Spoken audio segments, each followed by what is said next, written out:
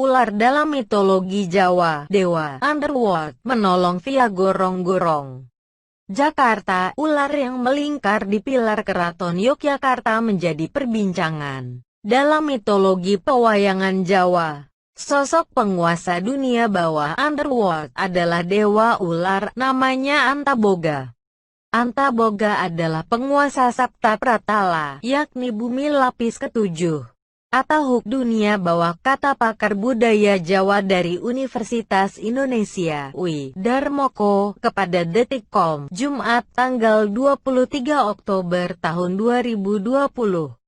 Ular adalah simbol penguasa bumi, sedangkan Garuda adalah simbol penguasa langit. Antaboga dalam wayang kulit Sang Hyang Antaboga, sering pula ditulis Anantaboga, berwujud naga dengan mahkota dan mengenakan kalung emas.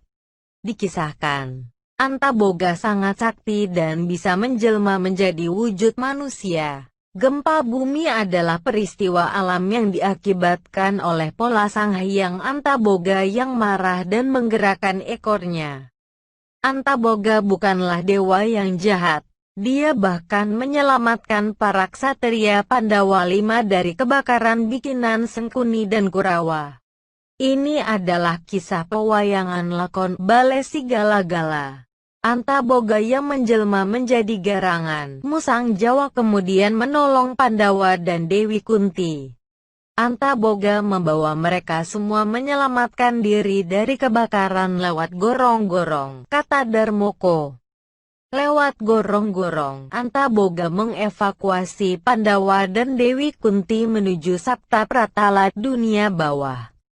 Nagagini adalah tokoh mitologis dari pewayangan yang pernah diadopsi J.K. Rowling menjadi Nagini, diperankan oleh Claudia Kim dalam film Fantastic Beasts 2, 2018. Nagagini adalah ular naga besar, putri dari Antaboga. Nagagini dan Bima, salah satu personel Pandawa 5, lahirlah Antareja yang juga bisa berubah menjadi ular, kata Darmoko.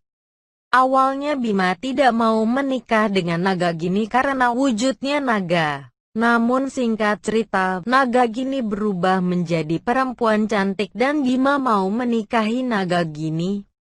Antareja ditulis oleh Pitoyo Amrih dalam bukunya. Antareja adalah cucu Antaboga dan anak dari pasangan Bima Nagagini. Antareja lahir di Kahyangan Sapta Pratala saat Bima pergi mengawal sang ibunda, Kunti, kembali ke negeri Hastinapura. Sebagai cucu dari Dewa Ular Sang Hyang Antaboga, Antareja mampu menyemburkan bisa ular. Siapapun yang dijilat jejak tapak kakinya maka pemilik jejak kaki itu bakal mati. Antareja tewas gara-gara menjilat tapak kakinya sendiri sebelum perang Baratayuda. Karakter Antareja tidak memiliki padanan dalam epos Mahabharata versi India lantaran Antareja adalah kreasi pujangga Jawa sendiri yang dimasukkan ke kisah Mahabharata. Sang Hyang Basuki atau Batara Basuki adalah dewa keselamatan yang berwujud ular putih. Dia adalah dewa yang menebarkan rasa aman dan keselamatan bagi penghuni dunia wayang. Dia hidup di Kahyangan Patala, negeri mistis yang hanya bisa didatangi oleh orang yang tak pernah menebar angkara murka. Demikian dijelaskan dalam ensiklopedi tokoh-tokoh wayang, karya Mahendra Sucipta. Sang Hyang Basuki adalah dewa ular dalam lakon Wahyu Purba Sejati, kata Darmoko. Sekilas dalam primbon dalam buku Kitab Primbon Jawa Sebaguna, karangan R. Gunasasmita, ular tidaklah tercitra sebagai makhluk jahat. Dia menuliskan, ular mungkin memang menakutkan dan menjijikkan, namun ular membawa pertanda baik. Jika seekor ular masuk ke dalam rumah maka hal tersebut merupakan pertanda baik karena si pemilik rumah akan memiliki kedudukan dalam masyarakat sehingga sangat dihormati dan disegani, tulis Gunasasmita. Namun pertanda baik itu bisa berubah menjadi buruk apabila si penerima tanda tidak segera bersedekah. si penerima tanda bisa mengalami kesukaran dan kerusakan.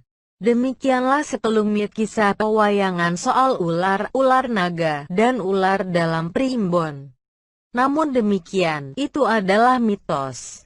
Peradaban Yunani kuno misalnya, mereka menjadi motor ilmu pengetahuan ketika mereka berani beranjak dari fase mitologis ke filsafat yang mengedepankan rasionalitas. Namun demikian, mitos tetap ada sebagai kesusastraan yang memuat kearifan, bukan lantas ditelan mentah-mentah.